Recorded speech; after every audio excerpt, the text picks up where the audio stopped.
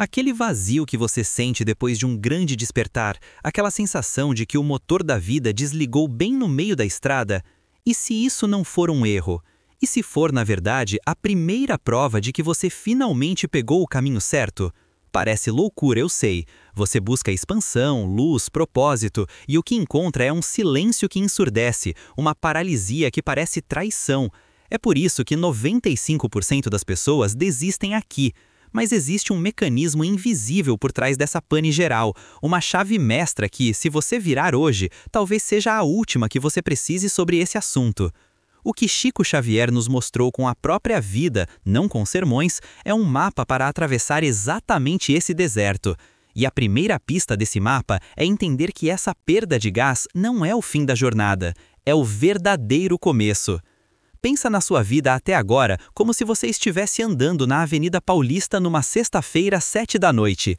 É um bombardeio de luzes, de barulho, de outdoors gritando o que você deveria querer, o que deveria comprar, quem deveria ser. O carro do ano, a promoção no trabalho, o corpo perfeito para o verão. Você nem percebe, mas esse caos te mantém andando, te dá uma direção, mesmo que não seja a sua. O despertar espiritual é o momento em que acontece um apagão geral. De repente, a energia da cidade inteira cai. O outdoor do sucesso apaga, o letreiro da validação dos outros pisca e morre. O som ensurdecedor do trânsito vira um silêncio absoluto. No primeiro segundo é um alívio, ufa, paz, mas logo em seguida vem o breu. E é nesse escuro total que o pânico se instala, porque você percebe uma coisa assustadora. Sem as luzes artificiais dos outros para te guiar, você não faz a menor ideia de para onde ir. Esse momento de paralisia total é o que eu chamo de vácuo de realinhamento, e segura esse nome, porque ele explica tudo. Isso não é um defeito no seu sistema, é o seu sistema se reiniciando do zero. É o ponto exato em que a sua alma, depois de provar um único gole de liberdade de verdade, se recusa a continuar funcionando com o combustível antigo. O motor movido a ego, a comparação, a necessidade de provar algo para alguém, simplesmente pifou. E eu sei o que você está pensando. Isso é só uma forma bonita de dizer que eu virei um acomodado, que perdi a ambição. Fica comigo porque no final você vai entender por que essa ideia é a maior armadilha de todas e como a verdade está completamente invertida. O que está realmente acontecendo é que você está sendo convidado a instalar um novo motor, um motor silencioso que não funciona com a gasolina da ansiedade, mas com a energia sutil do propósito real. E é aqui que o jogo é perdido para a maioria, porque a gente vive numa cultura, especialmente a nossa aqui no Brasil, que mede o valor de uma pessoa pela sua velocidade, pela sua capacidade de fazer acontecer. O motor antigo, o que funcionava à base de ego, era barulhento, ele fazia fumaça, todo mundo via que você estava se movendo, mesmo que estivesse andando em círculos no mesmo lugar, como um carro de bate-bate no parque. Ele era movido a uma gasolina muito específica, a validação externa. O elogio do chefe, a curtida na foto do projeto novo, a inveja sutil do amigo que ficou para trás, a sensação de estar na frente de alguém. Esse combustível, por mais tóxico que seja, é potente. Ele te faz acordar na segunda-feira, ele te faz engolir sapos, ele te faz virar a noite trabalhando em algo que, no fundo, você nem acredita tanto assim. E quando esse motor para, o silêncio é ensurdecedor. O que a sua mente, que é uma máquina de sobrevivência treinada por décadas, olha para esse cenário? Pronto, perdi o sangue no olho, virei um acomodado. Ela diz que essa forma de se sentir em paz é só uma desculpa bonita para não competir mais, que você está se tornando irrelevante. E aqui está o que quase ninguém está vendo. Isso não é perda de ambição, é a recalibração do seu GPS interno. Pensa nisso. A vida inteira você navegou usando o Waze dos outros. O endereço era sempre externo, chegar ao cargo de gerente antes dos 30, comprar o apartamento no bairro da moda, ter um corpo que todos admiram. Seu sistema funcionava perfeitamente para te levar a esses destinos que não eram seus. O despertar espiritual é o momento em que o seu GPS interno tenta pela primeira vez se conectar ao satélite da sua própria alma. E o que acontece quando um GPS busca sinal? Ele fica perdido. A tela pisca, a seta gira em círculos, ele diz recalculando rota a cada 5 segundos. Você não está parado, você está recalibrando. A sua energia não sumiu, ela foi retirada da superfície, do mundo externo e foi toda direcionada para essa busca interna de sinal. É a operação mais importante e que mais consome energia na sua vida. Um psicólogo suíço, Carl Jung, chamaria isso de processo de individuação. Não é sobre se tornar melhor, é sobre se tornar você mesmo, inteiro. E ser inteiro exige que você pare de se mover em direções que te partem ao meio. Por isso o cansaço, por isso a paralisia. Você não está desistindo da corrida. Você está pela primeira vez se perguntando se essa é a corrida que você realmente quer correr. E essa pergunta, cara, será que essa é a minha corrida? Ela é aterrorizante, porque a vida inteira a gente foi treinado para fazer acontecer. Note a sutileza, não é deixar acontecer, é fazer acontecer. O fazer é a energia do trator, é força bruta, é a agenda lotada de segunda a segunda, é o não posso parar. É a crença de que se você não estiver empurrando o mundo com as duas mãos, ele para de girar. É o estudante de concurso público que mede o valor do dia pelo número de horas líquidas estudadas, não pela qualidade da absorção. É o empreendedor que acredita que o único caminho para o sucesso é virar noites à base de café e ansiedade. Essa é a energia do ego. Eu controlo, eu forço, eu domino a realidade. E funcionou, por um tempo, mas agora não funciona mais. E o silêncio que isso deixa é ensurdecedor.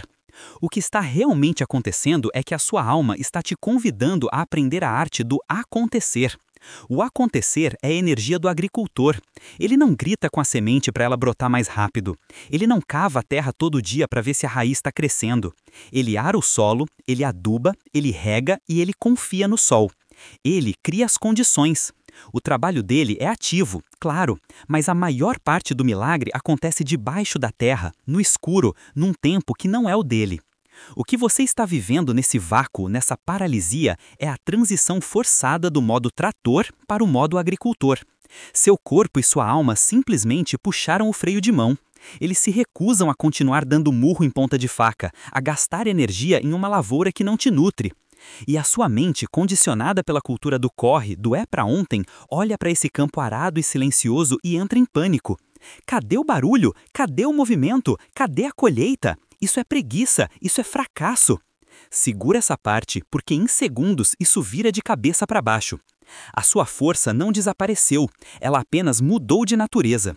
Deixou de ser uma força de imposição para se tornar uma força de atração. Deixou de ser sobre controlar o resultado e passou a ser sobre cultivar o processo. E essa é talvez a habilidade mais difícil de aprender no mundo moderno, especialmente aqui no Brasil, onde ser desenrolado e fazer acontecer é quase uma medalha de honra. Essa medalha de honra, cara, é pesada. Ela vem com um manual de instruções invisível que a gente aprende desde criança na escola, na novela das 8, no almoço de domingo. O manual diz: estude para passar num bom concurso, compre seu apartamento, troque de carro a cada 3 anos, poste a foto da viagem de férias. É uma corrida de revezamento, onde a sociedade te entrega o bastão e diz: corre, e você corre. Você corre porque todo mundo ao seu redor está correndo. Você corre porque o barulho da torcida, dos parabéns pela promoção, dos likes na foto do carro novo, abafa a voz fininha lá dentro que pergunta: mas para onde a gente está indo? Aqui está o que quase ninguém está vendo. O despertar espiritual não te tira o fôlego, ele te devolve a pergunta. E a pergunta é a que você já sabe: será que essa é a minha corrida? Vamos quebrar essa frase porque a chave está nela. Primeiro, o essa. Essa corrida. Qual? A do sucesso corporativo, a de ser o bom filho, a de ter o corpo perfeito, a de ser o empreendedor de palco que nunca demonstra fraqueza. É a corrida pré-fabricada, o trajeto que já veio no mapa que te deram. O problema é que o despertar te dá um novo par de olhos, e com eles, você olha para o mapa e percebe que ele não descreve o seu território. As ruas têm nomes que não fazem sentido para você. Os destinos marcados não te causam nenhum arrepio. E aí vem a segunda palavra, a mais perigosa de todas: minha. A pergunta pela posse, pela autoria. No momento em que você questiona se a corrida é sua, você está, na prática, declarando sua independência. Você está dizendo para o sistema inteiro: obrigado pelo bastão, mas talvez eu não queira mais correr nesta pista. E, finalmente, a palavra corrida. Por que tem que ser uma corrida? Quem está competindo com quem? Quem chega primeiro aonde? A própria metáfora da vida como uma competição, uma disputa, começa a parecer absurda, infantil. Você olha para o lado e não vê mais concorrentes, vê outras pessoas, tão ofegantes e perdidas quanto você, cada uma segurando um bastão que talvez também não seja o seu. O vácuo de realinhamento é o que acontece quando essas três peças se encaixam. Você para no meio da pista, não por preguiça, mas por uma questão de profunda integridade. Sua alma se recusa a dar mais um passo numa direção que não é a sua, numa velocidade que não é a sua, por um prêmio que não te interessa. E o mundo ao seu redor, ainda correndo, olha para você parado e grita: "O que você está fazendo? Você vai perder!" Mas perder o que exatamente? Essa é a pergunta que o silêncio te obriga a responder. Perder o que exatamente? Essa é a pergunta que o silêncio te obriga a responder. E a resposta é aterrorizante. Você está perdendo a sua identidade. Não a sua identidade real, mas a que você montou com tanto cuidado, peça por peça, para ser aceito no clube. O crachá de pessoa bem-sucedida, a fantasia de equilibrado, a máscara de sempre ocupado. Tudo aquilo que você usava para se apresentar ao mundo, de repente, parece um monte de papelão molhado. E é aqui que o vácuo de realinhamento se torna um deserto. Porque a maior parte do que nos movia antes, deixa eu te ser brutalmente honesto, não era propósito. Era uma fuga sofisticada do nosso próprio vazio. Era o medo disfarçado de ambição. Era a carência disfarçada de ajudar os outros. Era a ansiedade por aprovação disfarçada de produtividade. O motor antigo que te fazia correr na pista da sociedade era movido a esse combustível sujo, a necessidade de provar algo para alguém. E o despertar espiritual simplesmente corta a mangueira desse combustível. O motor morre. Não porque você ficou fraco, mas porque a sua alma, depois de provar um gole de liberdade, se recusa a ser movida pela dor. O problema é que o motor novo, o motor do propósito sereno, da ação silenciosa, ainda não pegou no tranco. Você está no ponto morto. E o que a nossa cultura, especialmente aqui no Brasil, tão focada em resultado e em estar bem o tempo todo, nos diz para fazer. Força, guerreiro, pensa positivo, vai que dá! É como tentar ligar um carro elétrico com diesel. Não só não funciona, como estraga a máquina. É aqui que o jogo é perdido para 95% das pessoas. Elas tentam dar um tranco no motor velho, forçar a barra e acabam se convencendo de que perderam a mão, de que o despertar foi um delírio passageiro. Mas o que está realmente acontecendo é muito mais profundo. O apagão te força a olhar para o que realmente te habita. E no escuro, sem as distrações, você fica cara a cara com a sua própria sombra. Aquela insegurança que você vestia de arrogância para sobreviver no escritório. Aquela carência que você chamava de ser sociável. A criança ferida que você trancou no porão para poder ser o adulto forte. A sua bagunça interna. E o instinto primário é odiar essa bagunça. Tentar acender qualquer vela, qualquer isqueiro, só para não ter que encará-la. Mas o que Chico Xavier nos mostrou com a própria vida, não com sermões, é que a verdadeira força não vem de picos de inspiração, mas de uma disciplina humilde, construída justamente nesse escuro. E essa disciplina humilde não é o que você imagina. Não é a disciplina do coach do acorde às 5 da manhã e vença. É uma disciplina muito mais radical e silenciosa. É a disciplina de não sair correndo. É a coragem de ficar parado no escuro, sem acender a luz, até seus olhos se acostumarem com a penumbra e começarem a enxergar as formas que sempre estiveram ali. Acontece que a persona do bem-sucedido que a gente aprende a construir no Brasil, desde a escola até o mercado de trabalho, é um mestre da fuga. É o oposto disso. É o cara que posta a foto na academia às 6 da manhã com a legenda "pago", mas que não consegue ficar 5 minutos em silêncio com os próprios pensamentos. É a mulher que organiza o evento perfeito, que gerencia a equipe com um sorriso no rosto, mas que chega em casa e precisa ligar a TV, o podcast, qualquer coisa, só para não ouvir a voz do próprio cansaço. A identidade da pessoa bem-sucedida é uma armadura construída com o barulho da ação constante. E o despertar espiritual vem e simplesmente te tira essa armadura. E você fica ali, exposto, sentindo frio na barriga. Pensa no Ricardo, gerente de projetos em São Paulo. Agenda lotada, reuniões, happy hour na Faria Lima, o roteiro perfeito do sucesso. Ele não era movido por paixão pelo projeto, ele era movido pelo pânico de não ser visto como indispensável. O vácuo de realinhamento chega para ele não como um raio de luz, mas como um domingo à tarde que nunca acaba. A vontade de responder e-mail some, a ideia de mais uma reunião de performance parece um absurdo. Ele se olha no espelho e se sente um fracassado, um impostor. Perdi o gás, ele pensa. Mas aqui está o que quase ninguém está vendo. A perda de motivação dele não é sobre o trabalho, é sobre o teatro. A energia dele não sumiu, ela apenas parou de ser gasta para manter uma performance que a sua alma não aguenta mais. O que está realmente acontecendo é que a sua alma está fazendo um recall. Ela está chamando de volta todas as partes de você que foram vendidas barato em troca de um elogio, de uma promoção, de um tapinha nas costas. É uma energia que antes era gasta para fora, para sustentar o personagem, e que agora está sendo usada para uma faxina interna monumental. É um convite para parar de atuar e começar a ser. Mas como exatamente, sim, quando a sua identidade inteira foi construída sobre o fazer? É aqui que a gente bate de frente com o grande dogma do nosso tempo, especialmente no Brasil, do empreendedorismo e da performance, o evangelho do acorde às 5 da manhã e vença. Você conhece esse roteiro de cor, a ideia de que a virtude mora no sacrifício do sono, que o sucesso é medido pela quantidade de tarefas riscadas da lista antes do sol nascer. Mas o que está realmente acontecendo é que essa cultura não é sobre produtividade, é sobre controle.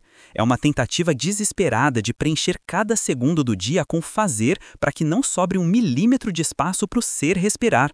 O vácuo de realinhamento chega e detona essa lógica. Ele te mostra que acordar às 5 da manhã para seguir um plano que não é mais seu não é vitória, é autoagressão. É como colocar o despertador para ir trabalhar numa empresa da qual você já foi demitido. Simplesmente não faz mais sentido. A sua alma te demitiu do cargo de ator de sucesso. E agora, no silêncio da manhã, sem o roteiro do que vencer significa, você se sente perdido. A questão não é mais a que horas você acorda, mas para quê?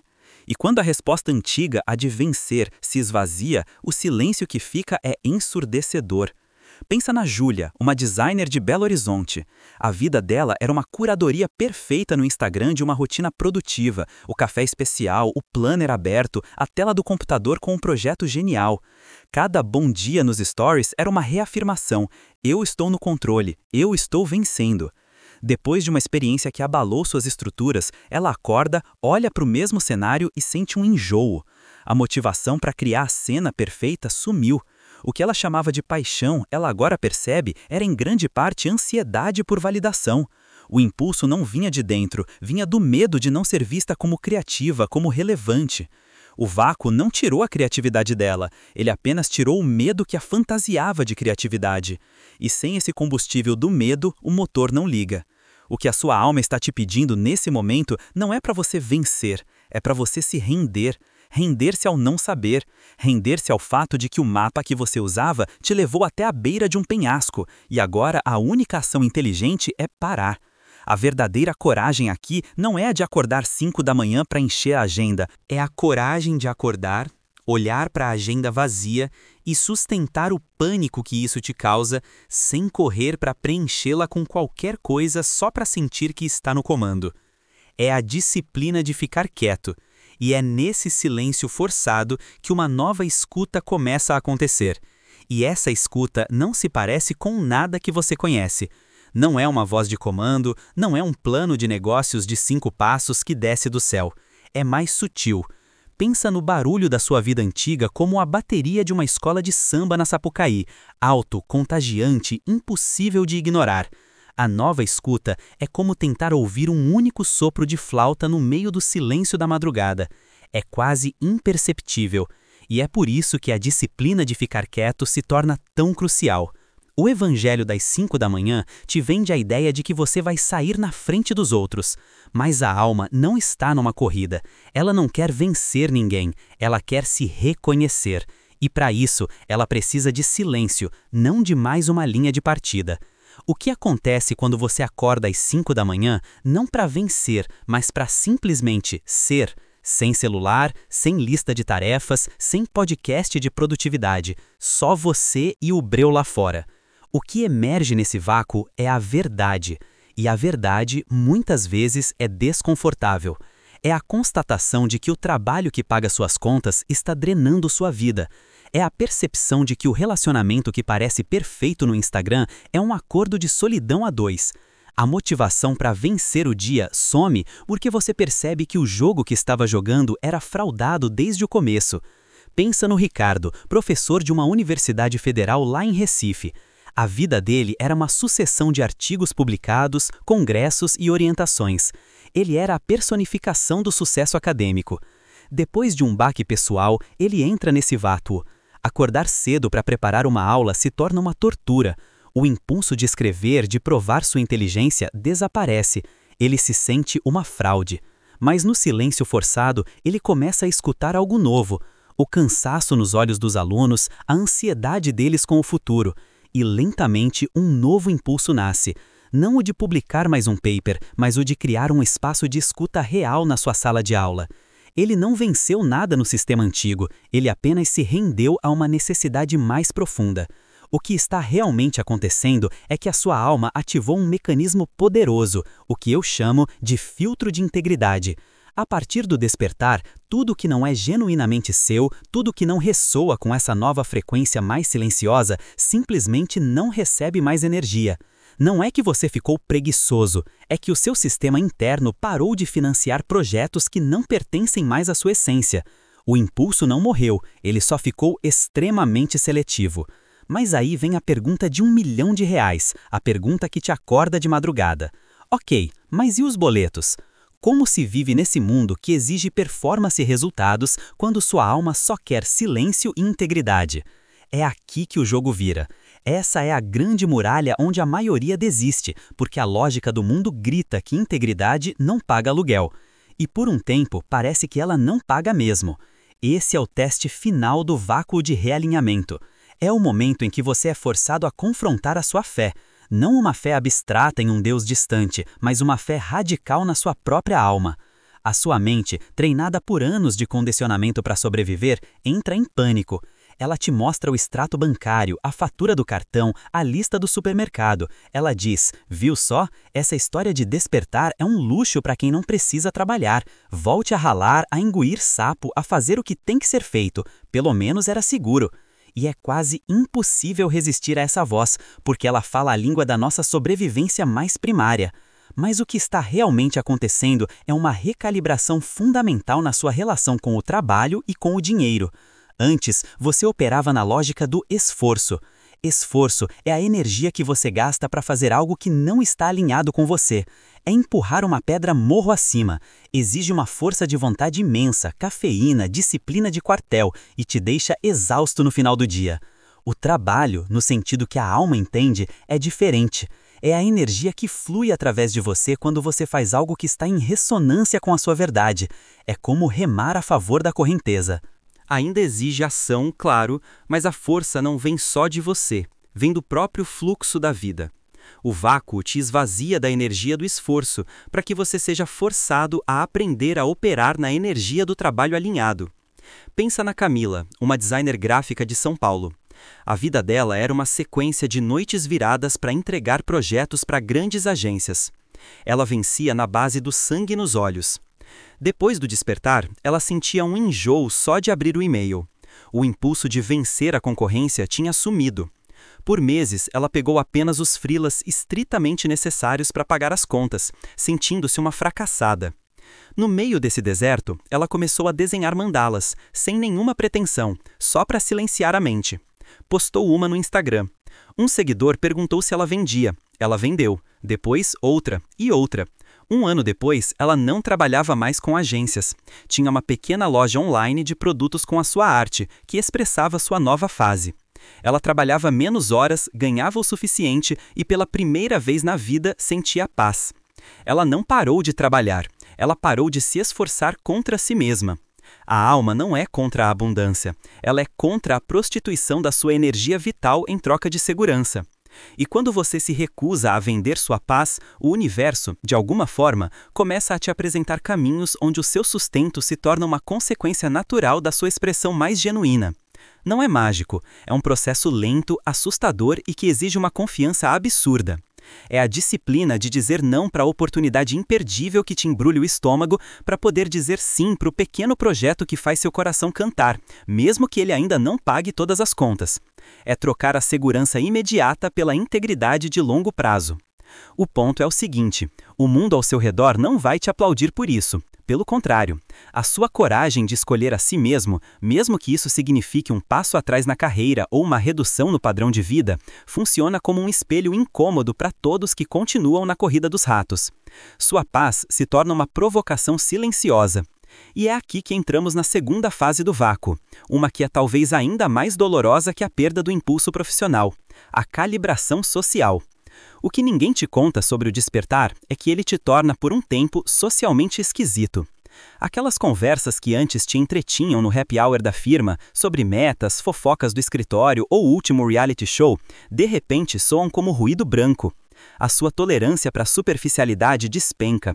Você não tem mais energia para performar o papel do cara legal, da mulher bem-sucedida, do amigo que topa tudo. E as pessoas sentem isso. Elas sentem que você não está mais vibrando na mesma frequência. No início, elas tentam te puxar de volta. Você está muito quieto? Aconteceu alguma coisa? Você sumiu, cara. É a tentativa do sistema de corrigir o que ele vê como um erro. Mas quando percebem que a sua mudança não é uma fase, o afastamento se torna inevitável. E dói. Dói porque muitas dessas relações formavam a base da sua identidade. Pensa no Ricardo, um advogado de Belo Horizonte cuja vida social girava em torno do clube e dos jogos de futebol do fim de semana. Era ali que ele fechava negócios, se sentia importante. Depois do seu apagão, ele só sentia um cansaço profundo no meio daquela gritaria. Ele começou a preferir caminhar sozinho na Lagoa da Pampulha. Os amigos o chamaram de deprimido, de arrogante. A esposa começou a se preocupar. Ele se sentiu completamente isolado, como se falasse uma língua que ninguém mais entendia. Essa solidão não é um sinal de que você errou o caminho. É a prova de que você deixou o endereço antigo e ainda não chegou no novo. É o deserto relacional que você precisa atravessar para encontrar conexões baseadas em alma, não mais em ego. Essa história de despertar não é um luxo para quem não tem amigos. É um chamado para descobrir quem são os seus verdadeiros companheiros de jornada, aqueles que conseguem te amar na sua quietude, não apenas na sua performance. E a grande virada acontece quando você para de sentir pena de si mesmo por essa solidão e começa a vê-la como um espaço sagrado. Um espaço para finalmente fazer as pazes com a única companhia que estará com você até o fim, você mesmo. Não é sobre encontrar uma nova tribo, é sobre se tornar a sua própria morada. E é nesse solo, depois da demolição interna, profissional e social, que você finalmente tem espaço para plantar algo que é seu de verdade. Mas o que se planta? E como se rega essa nova vida sem as velhas ferramentas da força de vontade e da ambição?